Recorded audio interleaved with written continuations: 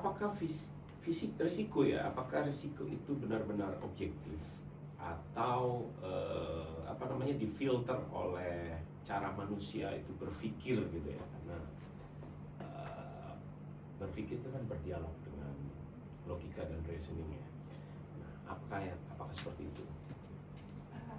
Mungkin secara teknisnya kan kita tahu tadi itu untuk resiko sendiri kan ada karena misalnya tadi kita hitung, kita lihat probabilitasnya, kita lihat frekuensinya, yaitu secara kertas lah gitu.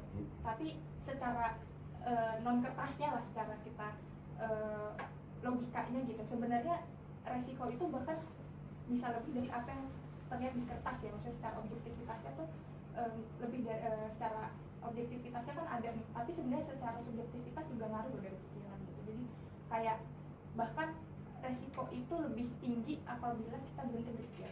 Jadi semakin kita nggak mikir, semakin resiko itu pasti jadi ada. Jadi kita nggak akan mempertanyakan, ini struktur bajanya itu udah masih aman apa enggak ya gitu. Tapi kalau kita nggak berpikir kan jadinya ngerasa aman-aman aja gitu.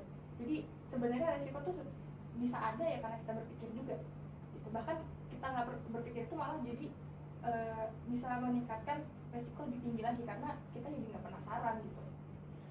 Ini mungkin erat kaitannya dengan namanya dynamic risk ya. Di dokter di UI ada satu topik tentang dynamic risk. Jadi resiko yang dinamik, resiko yang naik turun. Nah, most likely meskipun dia naik turun, tapi dia akan menuju ke entropi yang positif kan.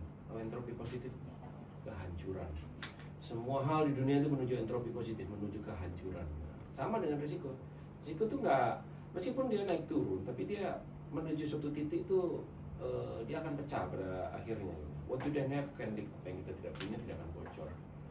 Ya menuju ke ini ya sekarang salah ya. Nah, menuju ke risiko yang lebih tinggi lagi di akhir cerita gitu ya. Catastrophe